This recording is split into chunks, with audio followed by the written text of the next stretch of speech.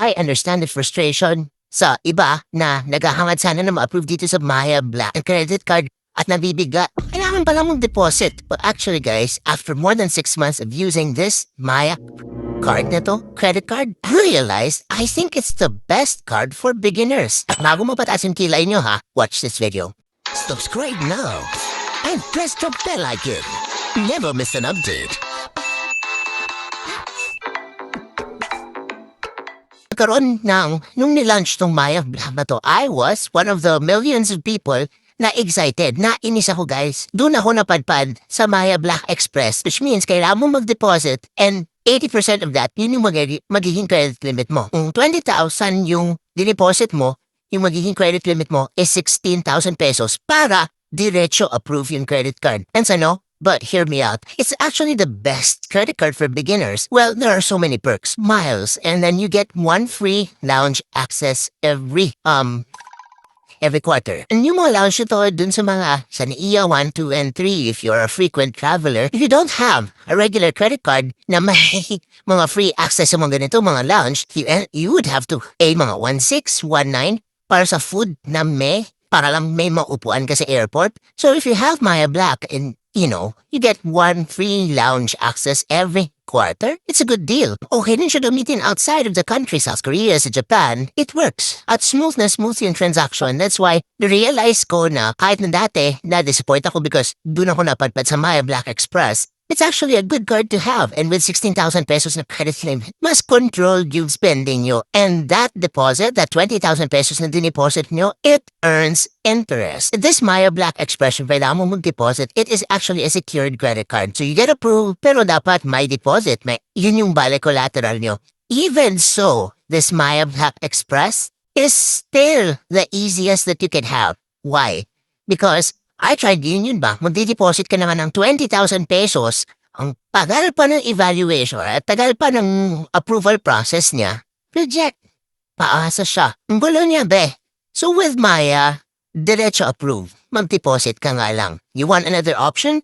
Metrobank, yes. You get 100% na credit limit. Say, for example, magdi-deposit ka ng 35,000, you also get 35,000 as a credit limit. Pero ang tagal ng process dito kay Maya Black Express nga siya. Hintayin mo na lang na i-deliver yung card. And the good news is, as per Maya, kasi when they launched this credit card, parang kahit na stellar, napakaganda ng ng credit history mo, dahil ng chance na mapapadpad kasi Maya Black Express, maybe a flaw on their part. Pero the good news is, after 6 months, now, may dalawa akong nahanap na material.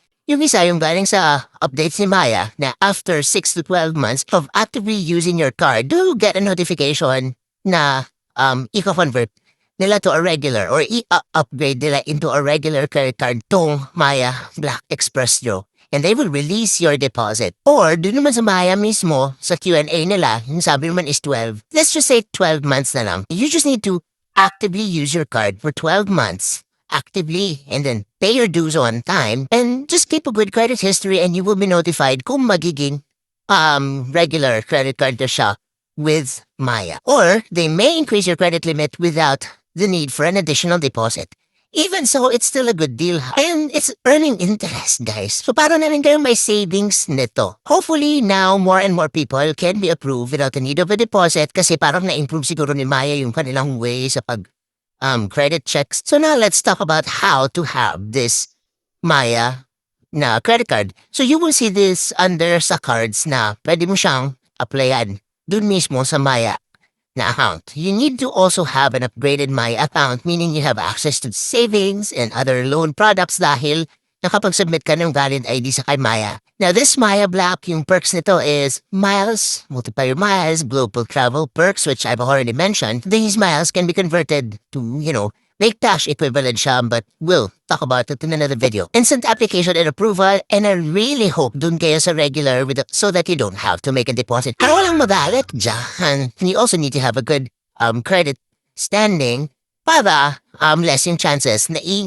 agis ka nyo doon sa Maya Black Express. Cash advance, and I suggest you don't do that. Just use your card, for convenience and cashless transactions. Kasi yung cash advance, aside from the interest na nasa bill nyo, pero din cash advance fee. Iwas tayo sa cash advance fee, guys. But depende na yan sa inyo, ha? Finance charge, 3% per month, which applies to whatever amount is outstanding. By the time na mag-generate yung next bill, ito yung mga nangyayari sa palaging nagbe-minimum dyan. Kaya always pay your credit card in full and on time to save on charges. For foreign currency transactions, 2%, but sa na-observe ko, ha, there are convenience stores sa Japan and sa South Korea na walang fee na ganyan. Late payment fee kaya kung palate is 1,000 and over limit charge is 750. So please take note of that. Anyways, to apply, all you need to do is just agree to their terms and conditions, data privacy nila, and review the information that's already there. Kasi pag upgraded na yung Maya account niyo, usually yung mga information na yun nandun. This includes your email address, your mother's maiden name, down. Siyempre, kailangan mo talaga ito talaga pa-stub mo. Even if you say it's optional, but it's always good to provide more information that can help you with your application.